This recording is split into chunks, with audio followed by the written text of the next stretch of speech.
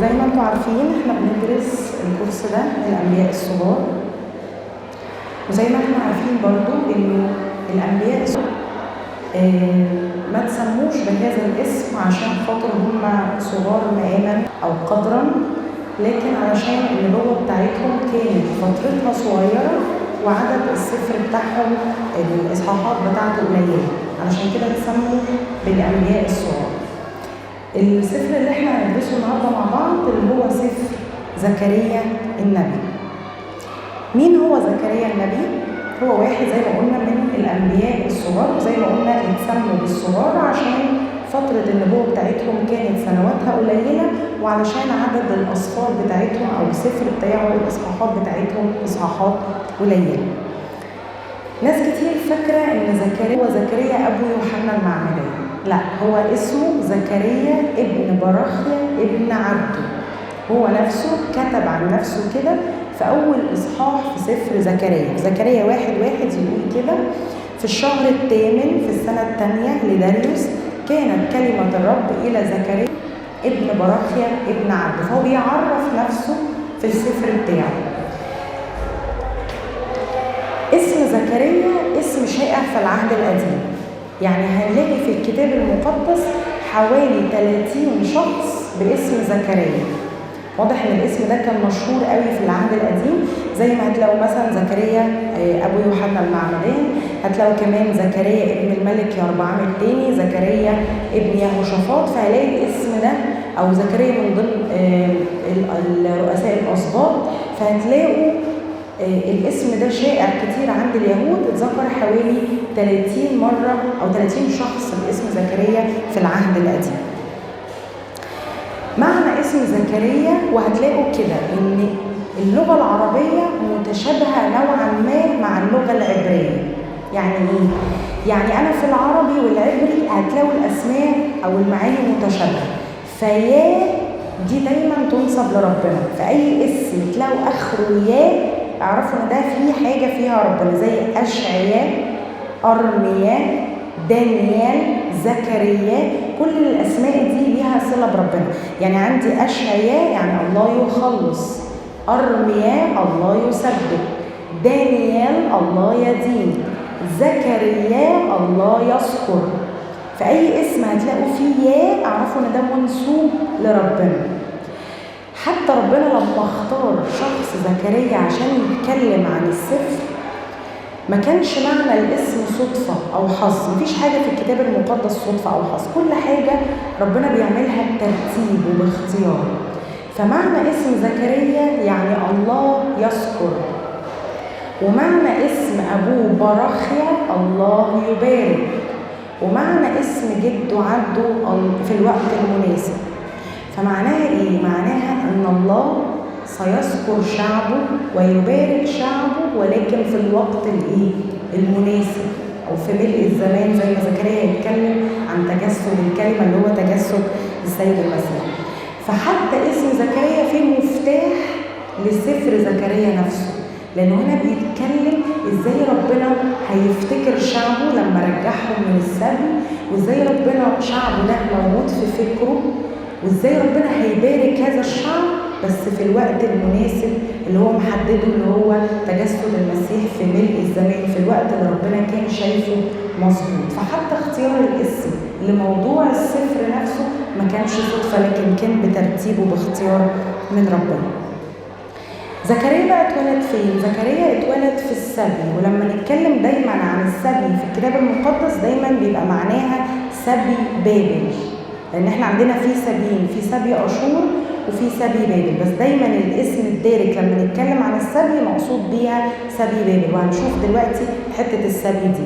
هو اتولد في السبي ومات ابوه وهو سنه صغير، فاللي تولى تربيته او رعايته هو جده عبده. عشان كده نحمية عزرا لما بيجي يتكلم عن زكريا ينسبه لجده، ما ينسبوش لابوه. يعني يقول زكريا ابن عبده، بالرغم ان والد زكريا اسمه ايه؟ براخيا. ليه؟ لان واضح ان عبده ده كان الشخص الاكثر شهرة، هو اللي معروف اكتر، وهو اللي تولى تربيته فينسب ليه. كمان هو جه مع جده وهو طفل صغير في الفوج الأول من الناس اللي رجعت من السبي، وزي ما هنشوف السبي رجعوا على 3 أفواج. زكريا جه مع جده عبده في الفوج الأول مع زربابل. زكريا هو من سبط لاوي فهو كاهن، وناخد بالنا بقى من الحتة دي، مش كل واحد من سبط لاوي يبقى كاهن. يعني سبط لاوي ما هو سبط الكهنة، هو منه الكهنة. ففرقوا الحته دي، لان في ناس كتير بتفهم ان كل واحد داخل من سبط لاوي يبقى ده كاهن. لا، سبط لاوي ده مقسوم 2، اللاويين ده حاجه والكهنه حاجه تانية. لاوي ده ابن يعقوب، وده خلف 3 اولاد، جرشون وقهات ومراري. ربنا اختار السبط ده لخدمته، يعني سبط لاوي ده السبط المكرس لخدمه ربنا. منه اختار شخص اسمه هارون، ونسله اصبحوا هم دول الكهنه. يعني معناها ان ابن موسى هو بجلاله قدره كان لاوي، ما كانش كاهن، يعني مش من حقه يقدم ذبيحه. اللاويين دول دلوقتي زي الشمامسه كده اللي هم بيساعدوا الكهنه في خدمه المذبح، لكن مين اللي ليه احقيه تقديم الذبيحه ودخول القدس؟ الكاهن بس، اللي هو مين؟ هارون واولاده. لكن هنا زكريا كان كاهن، يعني ده معناها انه كان من نسل هارون. طب عرفنا منين؟ طب ما هو مكتوب من لاوي، ما ممكن يكون من اللاويين. في سفر نحمية بيتكلم عن الناس اللي رجعت في الفوج الاول مع زربابل، فقال كده: هؤلاء هم الكهنه واللاويين، دول الناس اللي رجعوا الذين صعدوا مع زربابل ابن شلتائيل. بدأ الأول بأسماء الكهنة فكرهم كده ورا بعض، اللي هم بقى مين؟ يشوع، سرايا، برميا، عزرا، أو عزرا ده مش عزرا الكاتب، ده عزرا واحد تاني، وأماريا وملوخ وحطوش وشكانيا ورحوم ومريموس عدو ده اللي هو جد مين؟ زكريا. فمعنى ان جده كاهن يبقى هو كمان كاهن، لان احنا قلنا ان كل النسل ورا بعض. بعد الآية دي بدأ يكتب أسماء اللاويين، يعني هو ذكر الأول أسماء الكهنة، بعد كده ذكر أسماء اللاويين. فده معناها إن زكريا ده كان كاهن، وجده كان كاهن. زكريا كمان كان معاصر لحج النبي، حج أو حجاي الاتنين صح، كان أصحاب، وفترة الفرق ما بين نبوة الاتنين شهرين، يعني زكريا بدأ يتنبأ بعد حجاي أو بعد حج بشهرين، فكانوا هما الاثنين اصحاب وكانوا متلاصقين لبعض. وحتى هتلاقوا ان نفس النبوه او معاني كتير في نبوه حجاي متشابهه الى حد كبير مع نبوه زكريا، لان الاثنين بيتكلموا عن بناء الهيكل. وطبعا زكريا بعين النبوه ذكر ما هو قدام، اللي هو بقى الهيكل بتاع العهد الجديد، اللي هو جسد المسيح، اللي هو تجسد المسيح الكلمه. فنبوه الحجاي ونبوه زكريا الاثنين هتلاقيهم متشابهين الى حد كبير. كمان زكريا النبي عاصر زربابل ويهوشع الكاهن العظيم، لان احنا قلنا انه رجع في الفوج الاول من العوده من السبي، واول واحد رجع من الفوج الاولاني كان مين؟ كان زربابل، فهو كان معاصر لزربابل. بدأ زكريا النبوة بتاعته في السنة الثانية من حكم داريوس الملك، وداريوس ده اللي هو مملكة مادي وفارس. عشان تعرفوا كده الممالك بالترتيب اللي حكمت، أول مملكة كانت مصر، اللي هي خدت بقى الشعب في العبودية فترة كبيرة لحد ما الشعب صرخ لربنا. جه بعد كده مملكة أشور اللي هي تم بيها السبي الأشوري، مملكة أشور دي في العراق. جه بعديها مملكة بابل، ومملكة بابل برضو كانت فين؟ في العراق. جه بعديها مملكة مادي وفارس اللي هي منها داريوس ده. جه بعديها مملكة اليونان ده اللي هي في آخرها هتلاقوه عصر المكابين، اللي هو سفر المكابين أول وتاني في الأسفار القانونية الثانية. بعد مملكة اليونان جت مملكة الرومان اللي هي جه في عهدها مين؟ السيد المسيح. فدي كده الممالك بالترتيب اللي حكمت في الفترة الزمنية دي. داريوس ده كان من مملكة مادي وفارس.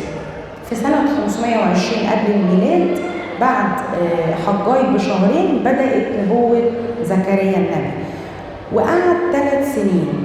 طب احنا عرفنا منين ان زكريا قعد 3 سنين؟ الايتين موجودين في السفر بتاعه. يبتدي النبوة بتاعته يقول كده: في الشهر الثامن في السنة الثانية لداريوس كانت كلمة الرب إلى زكريا ابن براخيا ابن عبد. يبقى هو بدأ نبوته في السنة كام؟ الثانية من حكم مين؟ داريوس. يجي بعد كده يقول في السنة الرابعة لداريوس الملك كان أو أن كلام الرب صار إلى زكريا في الرابع من الشهر التاسع من شهر كسلو. يبقى هو قعد السنة الثانية والسنة الثالثة والسنة الرابعة. يبقى النبوة بتاعته قعدت كام سنة؟ 3 سنين. كتير قوي بقى من الدارسين بيقولوا انه طبعا سفر زكريا من اطول الاسفار بتاعت الانبياء الصغار. يعني دايما كانت لو الانبياء الصغار اصحاح 4 3 ده بقى 14، هو حجمه نوعا ما كبير. الجزء الاخير منه اللي هو من اول 9 كتير من الدارسين بيقولوا ان مش زكريا هو اللي كاتبه، لكن طبعا كل الاراء اجمعت ان هو اللي كاتبه، لكن قالوا ان هو كتبه بعد حوالي 30 او 40 سنه من كتابه الجزء الاول. يعني من 1 ل 8 اتكتب في وقت، ومن 9 ل 14 اتكتب في وقت، لان الجزء الثاني ده كله عباره عن نبوات، لكن اجمالا اللي كاتب السفر كله هو زكريا النبي. كمان جه في التقليد ان زكريا اتدفن مع حج النبي في نفس المكان، اللي زي ما قلنا هما كانوا اصحاب وكانت النبوه بتاعتهم تقريبا في نفس التوقيت، والاثنين اتكلموا في نفس الموضوع، فاتقال في التقليد ان هو اتدفن معاه في نفس المكان. فكره كده سريعه عشان نعرف فكره السبي. انا عندي مملكه اسرائيل كانت مملكه موحده اسمها مملكه اسرائيل، كان فيها 3 ملوك اللي هم مين؟ اول ملك شاول، وبعد كده داوود، وبعد كده سليمان. ال3 حكموا مملكه اسرائيل وهي مملكه ايه؟ واحده، وكل واحد فيهم قعد 40 سنه، يبقى مده المملكه الموحده 120 سنه. في نهايه حكم سليمان بدا سليمان يبعد عن ربنا، وطبعا نظير ان هو اتجوز ستات كتير. انتوا عارفين اتجوز كام واحد؟ كام واحده؟ 1000. يعني كانت صحتهم سعداء قوي، فجوز 1000 ست. طبعا معظمهم ما كانش من شعب ربنا، فكانوا وثنيين. فكانوا يعملوا ايه؟ تعالى اعمل لنا هيكل للاله بتاعنا زي ما انت عامل هيكل للاله بتاعك شويه، طب ما تسجد للاله بتاعي. فبدا سليمان شويه بشويه يبعد عن ربنا ويسجد للاوثان. فنتيجة ده ربنا زعل منه، لأن كانت الوصية في الأول إنك أنت تمشي على وصيتي هثبت مملكتك. تبعد يا سليمان المملكة بتاعتك هتنقسم. بس من أجل داوود أبوك اللي أنا بحبه ما أقدرش أنسى اللي هو عمله معايا وكان ماشي في طريق إزاي. أنا مش هقسم المملكة في عهدك، لكن هقسمها في عهد مين؟ ابنك. فسليمان اتقسمت المملكة في عهد ابنه، يعني بعد ما مات سليمان تم تقسيم المملكة، وبقى عندي مملكتين، مملكة اسمها مملكة الشمال أو المملكة الشمالية، واسمها مملكة إسرائيل. ففضلت واخدة نفس الاسم. يعني ده معناه ان مملكة إسرائيل كانت مرة موحدة ومرة منقسمة، اللي هي اسم المملكة الشمالية. واللي أخذ المملكة الشمالية واحد اسمه يربعام ابن نباط، وده كان عبد عنده سليمان وعدو اللدود. ولما مات سليمان، هو طبعا في اخر حياه سليمان هرب راح مصر، ولما عرف ان سليمان مات راح عمل ايه؟ رجع تاني. في البدايه كان اللي ماسك الحكم رحبعام ابن سليمان، وزي ما انتم عارفين القصه راح شار الناس الكبيره وشار الشباب. الكبيره قالوا له ريح الشعب عشان ابوك كان شدد عليهم قوي تكسبهم. الشباب قالوا له لا، اضرب بالسياط والعقارب وشد عليهم. هو سمع لنصيحة الشباب، فنتيجة ان هو كان غليظ قوي في الحكم بتاعه الناس سابته وراحت ورا يربعام ابن نباط. كام سبط بقى راح ورا يربعام؟ 10 أسباط، وكونوا المملكة الشمالية، والعاصمة بتاعتها اسمها السامرة. وطبعا بما ان يربعام ده ما هواش من عيلة داوود، فبالتالي معظم الملوك اللي كانوا في المملكة الشمالية أشرار. نيجي للمملكة الجنوبية، مملكة يهوذا، فيها سبطين اتنين بس، سبط يهوذا وسبط بنيامين، هما سبطين اتنين اللي راحوا فيها. كل الملوك بتوعها من نسل داوود، فمعظمهم كويسين إلا بعض منهم قليل قوي هو اللي كان شرير. نتيجة بقى شر المملكة الشمالية، ربنا قال لهم بما إنكم هتبعدوا عني هدخلكم في حاجة اسمها السبي، وراحوا لسبي اسمه سبي أشور، ده بتاع سبي المملكة الشمالية.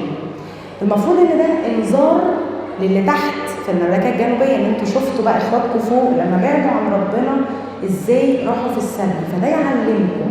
بس للأسف هما ما تعلموش الدرس، وفضل برضو الشر موجود. فربنا كان بيبعت انذارات كتيرة عن طريق أنبياء ما قبل السبي، إنكم لو فضلتوا ماشيين على نفس الطريق هتروحوا للسبي زي التانيين. نتيجة عدم سمعان الكلام راحوا لسبي اسمه سبي بابل. ده بقى المهم بتاعي. عشان كده لما نلاقي دايما في الكتاب المقدس بيتكلم عن السبي مقصود بيه سبي بابل. قعدوا في السبي كام سنة؟ 70 سنة، لحد ما بدأ ربنا يفتقدهم ويرجعهم عن طريق كورش.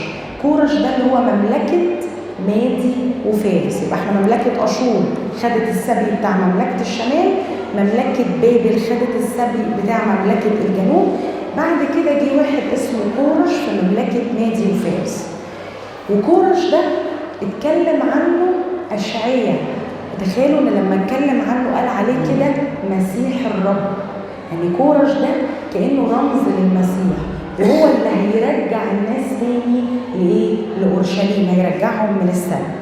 كورش ده كان في عهد دانيال، ودانيال جه قال له على فكرة في نبي اتكلم عنك من قبل 300 سنة وذكرك بالاسم. فهو استغرب، انا اسمي موجود، يعني انا اسمي اتكتب عنه؟ قال له ايوه، وايه كمان اللي انت هترجع الناس من السبي. فدي كانت بداية الرجوع من السبي. رجعوا من السبي على كام فوج؟ 3 أفواج. أول فوج كان بقيادة زربابل. يبقى في الوقت ده مين اللي كتب النبوة بتاعته؟ زكريا. يبقى زكريا اتكلم في الرجوع من السبي في الفوج الأول، عشان نبقى عارفين كده موقع زكريا فين. الفوج الثاني كان بقيادة عزرا، وده بدأ يكلم الناس عن الشريعة. خدوا بالكم انتوا بعاد عن ربنا، وان انتوا بتعملوا حاجات تغضب ربنا، لا عايزين نفوق ونرجع تاني شريعة موسى، ويبتدي يقراها تاني على الشعب ويفكرهم بوصايا ربنا عشان يفوقوا ويرجعوا. الفوج الثالث رجع بقيادة نحمية وبدأ يبني السور. في الفوج الأول بتاع زربابل كانوا بدأوا بالهيكل. يبقى أول فوج زربابل بنى الهيكل، تاني فوج عزرا بدأ يوصي الشعب على الرجوع في طريق ربنا، تالت فوج نحمية وبدأ يبني السور. موقع زكريا فين؟ في الفوج الأول. يبقى هو في العودة من السبي في الفوج الأول. يبقى احنا كده عرفنا مكان زكريا فين. سمات السفر بقى بتاع زكريا بيتميز بيه. يعتبر سفر زكريا هو تاني سفر بعد أشعياء من حيث عدد النبوات. أكتر سفر في الأنبياء مليان نبوات عن المسيح سفر أشعياء. يليه على طول سفر زكريا، يبقى رقم 2 في عدد النبوات، بالرغم من الأنبياء الصغار، لكن مليان نبوات. النص التاني كله نبوات عن المسيح وتجسد الكلمة والآلام والصلب وكل حاجة. ركز كمان زكريا بقى عن العصر المسياني، يعني حتى ما بيتكلم عن النبوة بيتكلم عن تجسد المسيح، فبيتكلم لقدام ازاي المسيح هيجي وهيتجسد ويخلصنا من الخطية. بدأ يتكلم يشجع الناس ازاي نبني الهيكل، الهيكل كمبنى، لكن في حاجة أهم كمان من هيكل سليمان اللي هو الهيكل بتاع العهد الجديد اللي هو المسيح الكلمة المتجسد. زي ما زكريا تاني سفر بعد أشعياء في عدد النبوات، هو تاني سفر بعد حسقيال في الرؤى. يعني أكتر سفر اتكلم عن رؤى كان سفر حسقيال، مليان رؤى. تاني واحد على طول زكريا. إذا واضح إن زكريا سفر مهم من حيث عدد النبوات ومن حيث عدد الرؤى.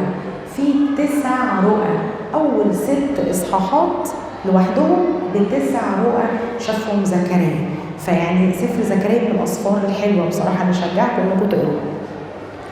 سفر زكريا كمان يعتبر سفر مشجع، يعني احنا بنعتبر ان سفر زكريا ده هو سفر الرجاء. يعني مش هتلاقوا فيه نبرة تهديد، مش هتلاقوا فيه نبرة انذار، بالعكس كله كلام مشجع وكله كلام حلو. ليه؟ لانه بيكلم ناس راجعه من السبي، قاعده 70 سنه بعيد عن مدينه اورشليم، بلا هيكل، بلا تقديمات، بلا ذبايح، بلا حاجه خالص، ناس مشتته في السبي. فالناس دي وهي راجعه ما ينفعش اسلخها بالكلام، ما ينفعش اقعد ادي كلام جامد، كلام صعب، لا. الناس دي محتاجه في الوقت ده ايه؟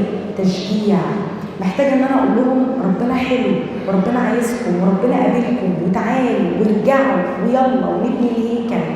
فهتلاقوا كل السفر هو سفر مشجع، سفر الرجاء. فالسفر فعلا من الاسفار الجميله، يعني يشجع اي حد عايز ياخد زقه كده في طريق ربنا. هتلاقوا كمان في سفر زكريا نبوات واضحه جدا عن السيد المسيح بطريقه مباشره. زي ايه؟ تعالوا كده نشوف. اول نبوه بتتكلم عن تجسد الكلمه في زكريا 2:10 يقول كده: ترنمي وافرحي يا بنت صهيون لاني ها انا ذا آتي واسكن في ايه؟ وسطك. هو بيتكلم المسيح هيجي بالجسد ويسكن فين؟ في اورشليم، في وسط اورشليم. فدي نبوه واضحه عن تجسد الكلمه.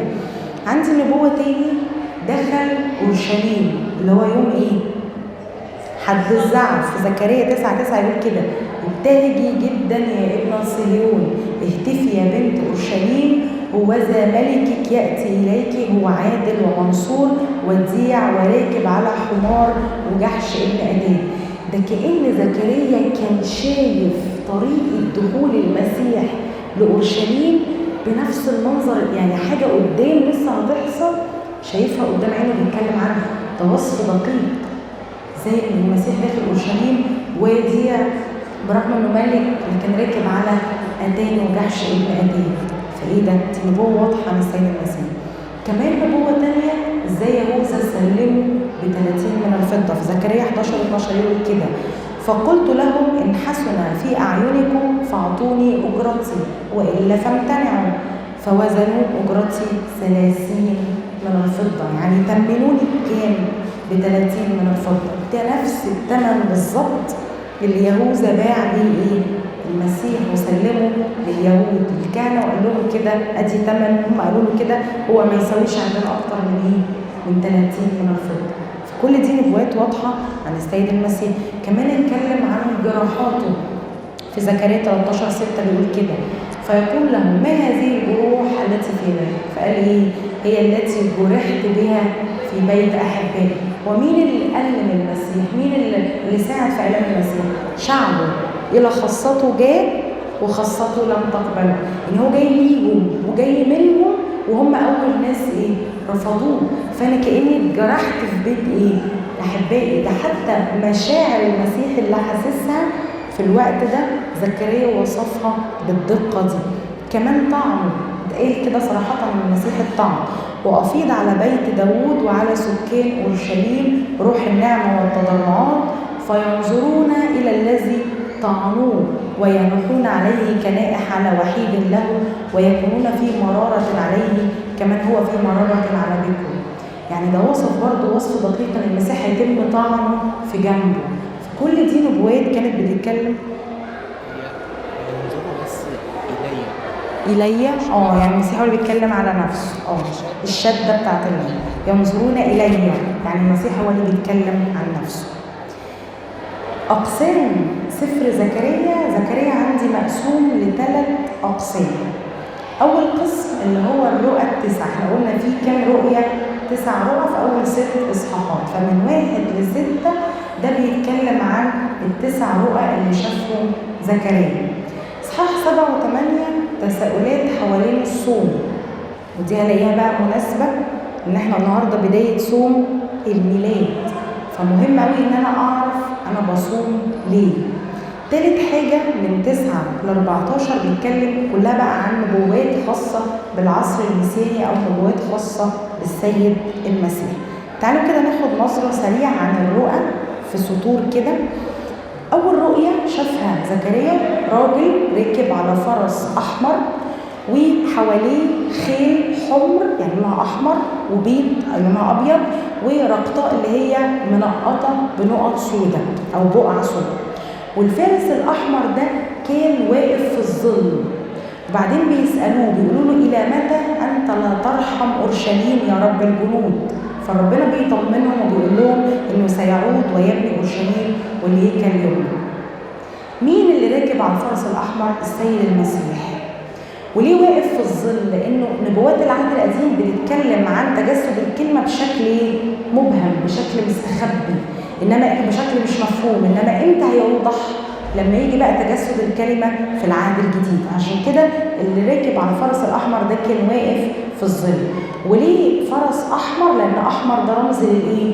للدم، فهو هيدافع عن كنيسته بإيه؟ بدمه، دمه اللي هيتسفك على عود الصليب. الخيل بقى اللي وراه اللي هم الملائكة اللي بيساعدوه. الملائكة ربنا بعتهم علشان يسندوا الإنسان، هيسندوا في منهم خيل حمر يعني هيسندوا في وقت الايه؟ الاضطهاد، في وقت ما يكون الكنيسة فيه عليها حرب واضطهاد هتلاقوا ايد ربنا ايه؟ سندة.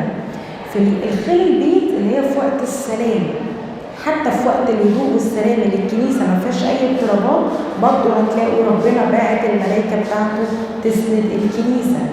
والخيل اللي منقطة ببقع سوداء اللي هي فترة البدع والهرطقات اللي بتظهر في الكنيسة برضه هتلاقوا ايد ربنا ساند. فكأن ربنا بيقول ايه؟ إن المسيح جاي بدمه علشان يحررنا من سلطان إبليس ويبني هيكل الجسد اللي هو ايه؟ التجسد. فدي أول رؤية شافها زكريا. الرؤية الثانية 4 قرون بتضرب في شعب ربنا، وورا ال4 قرون 4 صناع بيهدوا القرون دي أو بيبددوا القرون دي. القرن دايما رمز للقوة، أي حيوان عنده قرن بتعرفوا إن ده حيوان إيه؟ قوي. فالقرن هو رمز للإيه؟ رمز للقوة. فبيقول كده إنه في 4، طبعا 4 ده رمز لإيه؟ للعالم. يعني كأنه بيقول إنه الشيطان هيبعت ناس على مستوى العالم كله يضايقوا شعب ربنا. في كل زمان وفي كل مكان هتلاقوا الشيطان شغال. في نفس الوقت ال4 قرون دي رمز ال4 ممالك هتقف قصاد شعب ربنا. لكن هل ربنا هيسيب كنيسته؟ لا، يبعت صناع. الصناع اللي هو زي الحداد، فالحداد ده يقدر يقف بالمبرد بتاعه يقطع الايه؟ القرن ده. فهيبعت 4 صناع يبيدوا ال4 قوى دول. وفي كل زمان هتلاقوا فيه قرن بيطلع وربنا بيبعت قصاده الصانع اللي يقف قصاده. زي مين؟ زي فرعون اللي كان بيطاي شعب ربنا، بعت قصاده مين؟ موسى. زي أريوس ده يعتبر قرن قوة، بعت قصاده مين؟ قديس أثناسيوس. زي كمان كل بقى الممالك، يعني مثلا لما قامت مملكة أشور ده قرن بعت لها مين؟ مملكة بابل تهدها. يعني خدوا بالكم حتى القرن ممكن يكون دولة وثنية، لكن كله في ايد مين؟ ربنا. يعني ربنا هو ضابط الكل. يعني انا حتى مش شرط ان انا ابعت قديس او حد كويس يقف يهدم القرن ده انا ممكن استخدم دولة لهدم ايه؟ دولة، او مملكة تهدم مملكة. فحتى مملكة اشور لما جت انا بعت لها مملكة بابل، ولما قامت مملكة بابل بعت لها مملكة مادي وفارس، ولما قويت مملكة مادي وفارس بعت لها مملكة اليونان، ولما قامت مملكة اليونان بعت لها مملكة الرومان. فكل الممالك دي اللي قامت وهاجت على شعب ربنا، مين فيهم موجود لحد النهارده؟ مفيش. يبقى كل القوة دي تم ايه؟ تبديدها. فالرسالة اللي عايز يوصلها ايه؟ انتوا ليه خايفين؟ ما كل حاجة في ايدي، انا ربنا ضابط الكل، ما تخافوش. ربنا ليه ادوات بيستخدمها ويقدر يدافع عنكم. الرب يدافع عنكم وانتم تصمتون. فانا ما اخافش طول ما انا في ايد ربنا. ايه اللي يخوفني؟ مفيش.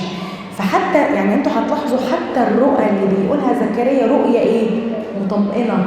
يعني أول رؤية المسيح هيجي ويتجسد ويحررنا من الخطية. تاني رؤية ما تخافش من قوى الأعداء ولا من قوى الشيطان، لأن أنت محمي في إيد مين؟ محمي في إيد ربنا. الرؤية الثالثة بتتكلم عن راجل في إيده حبل قياس بيقيس بيه عشان يقيس أورشليم، وبيقول كده: كالإعراب تسكن أورشليم من كثرة الناس والبهائم فيها، وأنا يقول الرب أكون لها سور من نار وأكون مجدا في وسطها.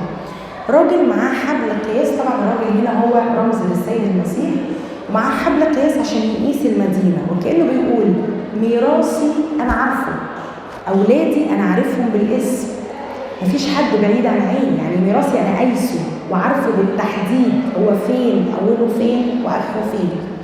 كالإعراب، كلمة إعراب يعني ملهاش سور، يعني مدينة بلا حماية.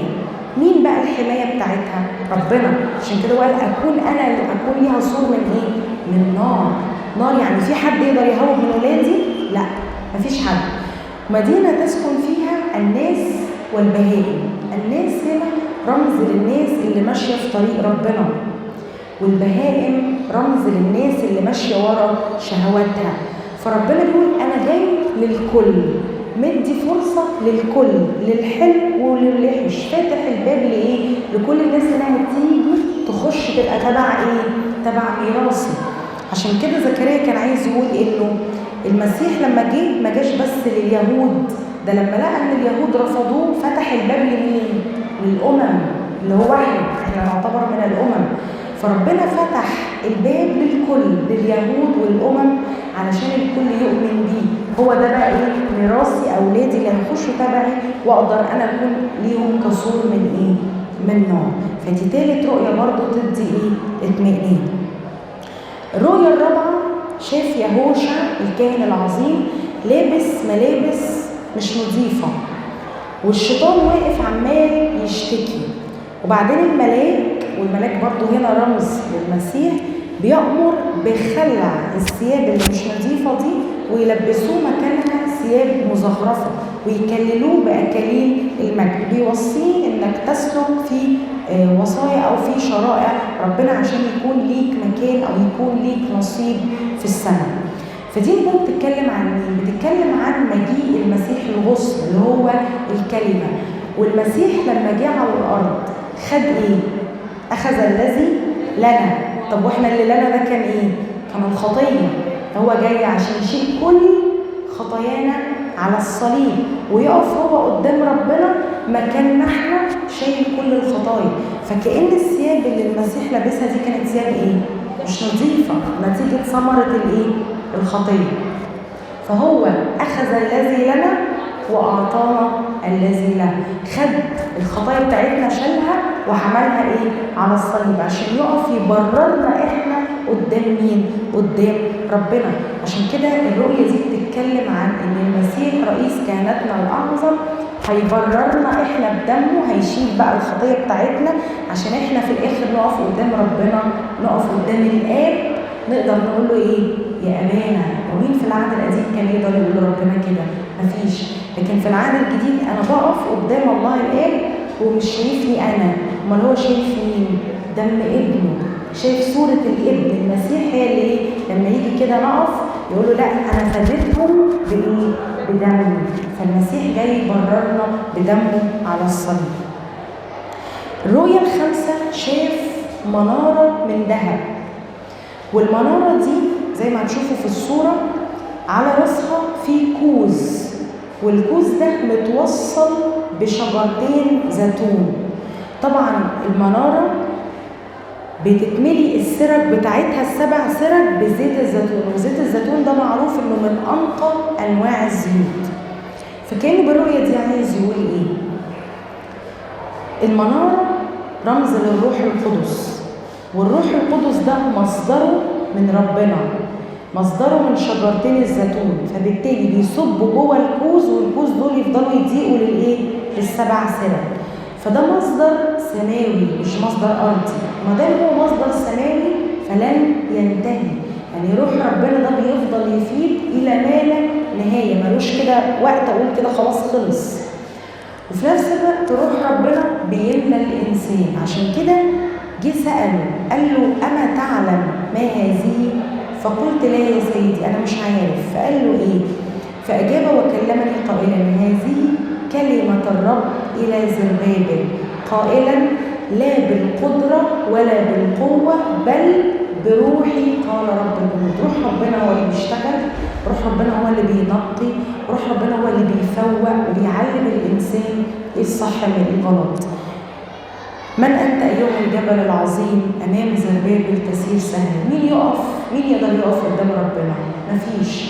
ربنا لما بيفيد بروحه علينا مفيش حد يقدر يوقف انسكاب حلول الروح القدس. عشان كده الرؤية دي بتتكلم بالأكتر عن روح ربنا اللي هو روح القدس ازاي هيملى الكنيسة، وبسبب فيض الروح القدس على الكنيسة هتتحول إلى منارة. فالمنارة دي وظيفتها إيه؟ إنها تنور، إنها تضيء. الكنيسة بتاعتنا هي مصدر الإنارة، هي اللي بتعلمنا مين هو ربنا، بتعرفنا ربنا، بتعرفنا ازاي نعيش مع ربنا. الرؤية السادسة مختلفة شوية عن نمط الرؤى كلها، يمكن دي الرؤية الوحيدة اللي ايه يعني بيقرص فيها ودننا شوية. فبيتكلم عن درج طائر. الدرج ده اللي هو زمان اللي كانوا بيكتبوا الأسفار كانوا بيكتبوها أحيانا في حاجة اسمها الدرج. الدرج ده بيبقى عبارة عن رول كده وليه بيتلف من الناحيتين ويفضل يلف لحد ما يقفل على بعض، ده اسمه درج. شاف بقى درج طائر أبعاده، الأبعاد بتاعته 20 ذراع في 10 أذرع، وسماه اللعنة الطائرة بسبب الخطية. يعني ايه الكلام ده؟ يعني الإنسان اللي بيبعد عن ربنا بدل ما هتسيبه البركات هتصيبه اللعنات. 20 في 10 دي أبعاد القدس. لو تفتكروا كده خيمة الاجتماع فيها الدار الخارجية والقدس وقدس الأقداس. القدس أبعاده 20 ذراع في 10 أذرع. طب حد عارف القدس جواه ايه؟ 3 حاجات. ايه هما؟ الايه؟ المرحضة؟ لا، المرحضة كانت في الدار الخارجية. لا، تابوت العهد في قدس الأقداس جوه. إنما القدس مائدة خبز الوجوه، لا، ومسبح البخور، واللي احنا لسه قايلينها في الرؤية اللي قبليها المنارة. 3 حاجات موجودين جوه القدس. خيمة الاجتماع مقسومة 3 أقسام. الجزء اللي بره اسمه الدار الخارجية، فيها حاجتين، فيها المرحضة اللي كانوا بيغسلوا فيها الكهنة ايديهم ورجليهم قبل ما يبتدوا الخدمة وبيوضبوا فيها كمان الذبائح، وفي مسبح المحرقة اللي بيقدموا عليه الذبيحة. ده الدار الخارجية. نيجي بعد كده القدس فيها 3 حاجات، فيها مسبح البخور، وفيها مائدة خبز الوجوه، وفيها المنارة الذهبية. بعد كده القسم الثالث اللي ورا خالص اللي هو قدس الأقداس، ده ما فيهوش غير حاجة واحدة اللي هو تابوت العهد، وده جوه 3 حاجات جوه تابوت العهد. في الوصايا العشر اللي هو لوحي الشريعة، وقسط المن، وعصا هارون. فاحنا أبعاد القدس اللي هو في النص 20 في 10 فيهم قلنا ال3 حاجات، المنارة ومسبح البخور ومائدة خبز الوجوه. المنارة رمز للروح القدس، احنا قايلين انه روح ربنا بيخلي الكنيسة زي المنارة. مائدة خبز الوجوه رمز للتناول. مسبح البخور رمز لشفاعة المسيح الكفارية. فكأنه عايز يقول لي ايه؟ الإنسان اللي لا يستفيد بروح القدس روح ربنا ولا يستفيد بشفاعة المسيح الكفارية علينا على عود الصليب ولا يستفيد بالتناول، يبقى ده شخص هتصيبه اللعنات، لأنه كده ماشي بعيد عن طريق ايه؟ ربنا. عكس الرؤية اللي قبلها، الإنسان اللي يمشي بالروح ربنا يبقى عامل زي المنارة، زي ما هو بيتعلم من الكنيسة هو كمان يعلم اللي حواليه. فزي ما هو بيستمد نوره من الكنيسة هو كمان بيعلم وبيوصل المسيح للناس. عكسه الدرج الطائر ده، الإنسان اللي بعيد تماما عن التناول، بعيد عن شفاعة المسيح على الصليب، مش واخد فعاليتها، مش مستفيد بان المسيح فعلا جه اتصلب علشانك ودفع فيك الثمن، مش مستفيد بانك تبقى في حلول روح ربنا جواك يصيبك الايه؟ يصيبك اللعنات. فاللي بيصر على خطاياه مش هيستفيد بالفداء بايه؟ بحاجه. الرؤية السبعة دي نبوة نوعا ما غامضة بالنسبة لليهود، لأنه بيتكلم فيها عن خراب أورشليم وعن السبي. طب ما احنا لسه راجعين من السبي، يبقى ده سبي ايه؟ ده بقى نتيجة ان بعد شعب إسرائيل، يعني المسيح لما جه شعب إسرائيل عمل ايه في المسيح؟ رفضوا وخدوه، عملوا ايه؟ وصلبوه. فانت هو جاي لكم وانتوا رحتوا سبتوه وصلبتوه. فبيشبه اليهود بالأيفة الطائرة. الأيفة ده مقيال، نوع من أنواع المكاييل اللي بيوزنوا بيها، ويقول كده أيفة خارجة. خارجة يعني منشقة، يعني بعدت تماما عن الغرض بتاعها. واخدها اللقلق، طائر اللقلق ده كان من الطيور النجسة، وراح وداها لأرض السبي. نتيجة بعد الناس عن ربنا ورفضهم للسيد المسيح هيتم خراب أورشليم. ده بقى بيتكلم عن قدام ان الهيكل اللي انتوا هتبنوه ده هيرجع ايه؟ يتهد، واورشليم دي كمان هتتهد. امتى الكلام ده حصل؟ سنة 70 ميلاديا، على ايد مين؟ تيتس الوالي الروماني، لما دخل اورشليم دك اورشليم بالكامل وهدم الايه؟ الهيكل. والمسيح قال كده لن يبقى فيه حجر على حجر. عشان كده لحد النهارده الهيكل ايه؟ ملوش وجود، لان كلمة ربنا ما ترجعش تاني. فهنا هو بيتكلم ان اليهود مش هيقبلوا المسيح حتى بعد ما المسيح يجي منهم، ونتيجة رفضهم للمسيح هيتشتتوا، لان بعد موضوع تيتس ده كل اليهود بقى ايه؟ بدأوا ينتشروا في كل انحاء العالم بسبب صلب المسيح وانكاره لحد النهارده. الرؤية الثامنة بتتكلم عن 4 مركبات ما بين جبلين نحاس بيجرهم خيول ليها الوان كتير، وبيسميها ارواح السماء. 4 جبال بتتكلم عن 4 مركبات اللي هي ال4 ممالك. والنحاس دايما في الكتاب المقدس بيشير الى الدينونه. فهنا ربنا بيقول انا هاجي في وقت ادين العالم، وكل الناس اللي ضايقتكم واضطهدتكم وعملت فيكم انا هاجي الممالك دي انا ايه؟ هدينها.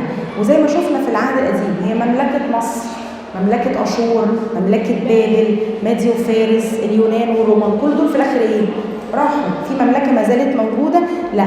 فربنا بيتكلم في الرؤيه دي عن دينونه الاشرار، ان كل شر في كل وقت هيبقى ليه ايه؟ نهايه. مفيش حاجه هتفضل مستمره الى الابد. اخر رؤيه شافها زكريا اللي هي الرؤيه التاسعه بيتكلم فيها عن العائدين بقى من بابل، لان احنا قلنا ان هم بداوا يرجعوا من السبي وبداوا يقدموا تقديمات ذهب وفضه، وقال كده خد تقدماتهم واصنع اكليل ليهوشع يقول الله وذا الرب للغصن اسمه. طبعا هنا بيتكلم رمز يهوشع ده عن السيد المسيح، انه هيبني الهيكل اللي هو جسده لما يجي يتجسد، ويصنع تيجان للعائدين من السبي. الانسان اللي بيرجع من طريق الشيطان ويرجع لطريق ربنا، ربنا يكلله باكليل. فدي حاجه مبهجه ان انا كل ما بحارب الشيطان بمساندة ربنا وببعد عن طريق الشيطان وبخش في طريق ربنا، ربنا يديني إكليل المجد. والإكليل ده يتحط في الهيكل. ليه؟ لأنه سبب انتصاري على الشيطان ده بسبب قوتي، بسبب عملي، بسبب إمكانياتي؟ لا، أنا من غير ربنا ما أقدرش إيه؟ أعمل حاجة. بدوني لا تقدروا أن تفعلوا إيه؟ شيئا. فانتصارك على الشيطان ده راجع لسندة ربنا ليك وإيد ربنا ليك. فالإكليل ده صحيح أنت تاخده، بس الأساس فيه مين؟ لعمل ربنا، لأن من غير عمل ربنا مهما أنت عملت، مهما فعلنا فقولوا أننا عبيد بطلون. إيه اللي أنا عملته أقدر أقول بيه إن أنا أستاهل المجد في السماء؟ فبرضه ده بيديني تشجيع إنه في مجد نظير التعب اللي أنت بتتعبه على الأرض، ربنا بيكلل مجدك في السماء. الجزء الثاني سريعا كده بيتكلم عن الصوم. وكان في سؤال عند الناس المسبيه اللي رجعت من السبي، كان عامل لهم مشكله. ايه هو؟ احنا في السبي صومنا صيامات احنا فرضناها على نفسنا، ما كانتش الشريعه فرضها علينا عشان ناخد مراحم ربنا ونسترجي مراحم ربنا عشان يرجعنا تاني. رجعنا نكمل بقى في الصيامات دي ولا نبطلها؟ ما احنا اللي فرضناها على نفسنا. فنتيجه سؤالهم ده معناها ان هم كانوا حاسين ان الصوم ايه؟ تقيل، فرض، او مش مبسوطين. بدليل بيسالوا طب احنا نرجع بقى، يعني نرجع عن الصوم اللي احنا صومناه ده ولا نفضل مكملين؟ فنتيجه سؤالهم وشعورهم ان ده فرض كان رد زكريا ليهم رد توبيخ. وانتوا بتصوموا ليه؟ وده بقى السؤال اللي احنا هنساله نفسنا النهارده مع بدايه صوم الميلاد. وانا بصوم ليه؟ انا بصوم عشان الكنيسه فرضها عليا صوم، ولا انا بصوم عشان انا حاسس ان انا من الصوم ده ممكن ابتدي ارجع في طريق ربنا، ابتدي ابعد عن الحاجات اللي بتزعله، ابتدي ابعد عن الخطايا واكتسب فضائل. وانا بصوم ليه؟ وانا بصوم لمجرد ان انا اتنقل من اكل فطاري لاكل صيامي، وتيجي بقى الناس ليله الصيام نفضل بقى ناكل في حاجات كتير عشان كاننا ايه؟ بنعوض او بنخزن الحرمان اللي احنا هنتحرم فيه فتره الصيام. فكان رد ربنا مش عايزين تصوموا ما تصوموش، وانتوا بتصوموا ليه؟ هو صيامكم ده هيزودني انا ايه؟ ولا حاجه. لازم تبقى فاهم ان الصيام ده اساسي هو ايه؟ انت اللي بتستفيد من الصيام، انت اللي بتاخدها فتره انك تقول لربنا انا عايزه اقرب منك اكتر يا رب، انا عايزه اعرفك اكتر، بتذلل الجسد. ما انا الجسد لما اديك كل حاجه دايما يحس بايه؟ يعني الجسد كل ما تديله راحه، كل ما تديله اكل، كل ما تديله دايما يتكاسل ويبعد عن طريق ربنا.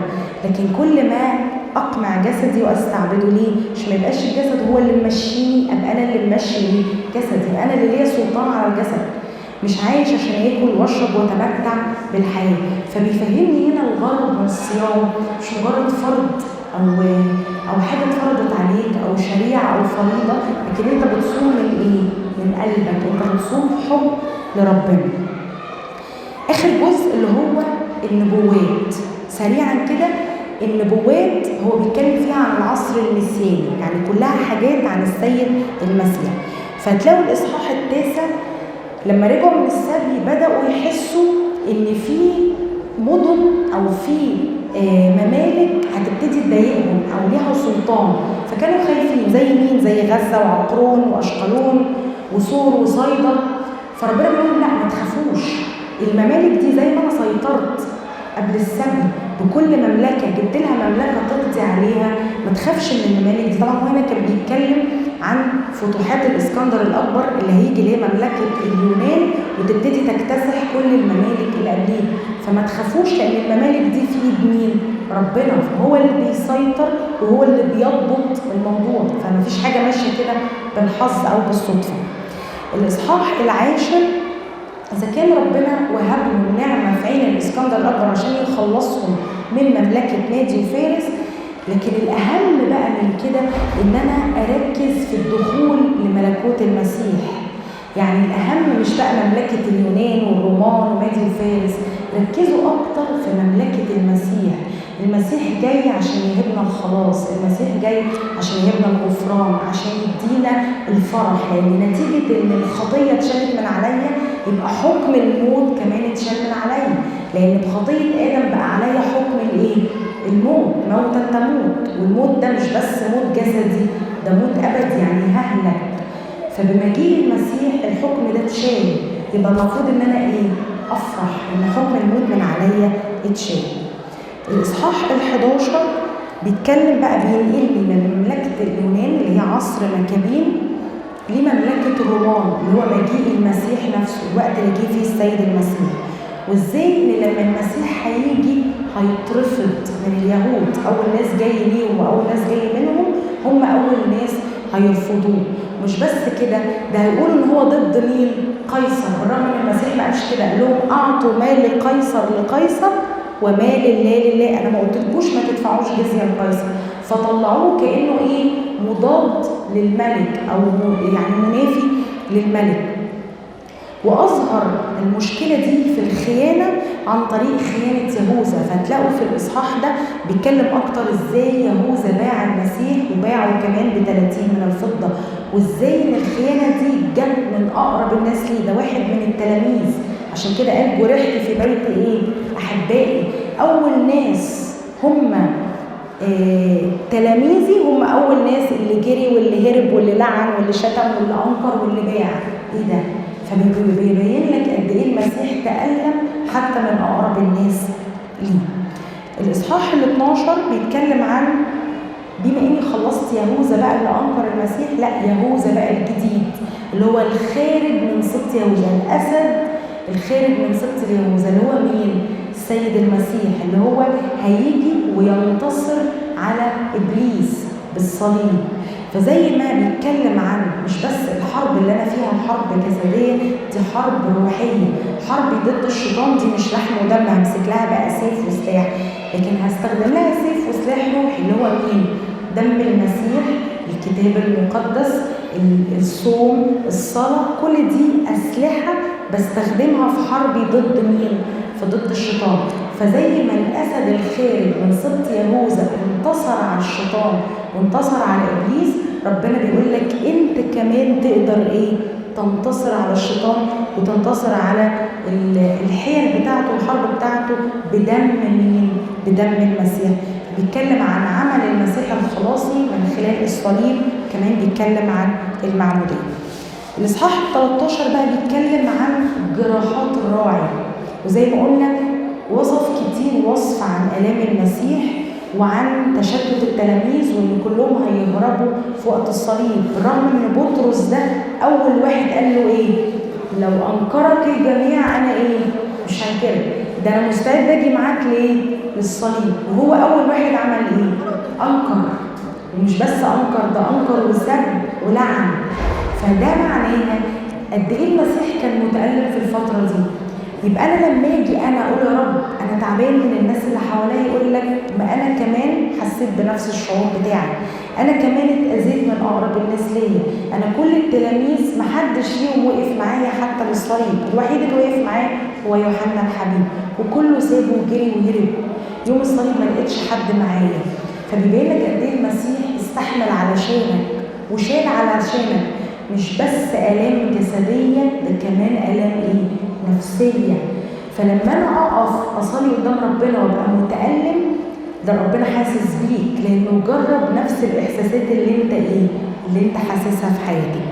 آخر إصحاح بيتكلم عن إذا كان بدأ أول رؤية بالراجل اللي راكب على الفرس الأحمر وقلنا إنه ده رمز للمسيح إنه بصليبه هيقهر الشيطان، هنا بيكلمني تاني بقى عن أورشليم، أورشليم الجديدة، السماء الجديدة اللي هيبقى برضه فيها الفرس الأحمر المسيح، لأنه بدم المسيح هو اشترانا وفتح لنا تاني أورشليم السماوية اللي نقدر ندخل إيه؟ ندخل فيها. فتح لنا تاني الباب إن إحنا إيه؟ إن إحنا نرجع ونتمتع بالمجد السماوي مع المسيح في أورشليم السماوية اللي هي أورشليم الجديدة. فسفر زكريا إكمالا هو سفر الرجاء، بيعلمنا إزاي إنه في أمل إن إحنا نبقى عايشين مع ربنا.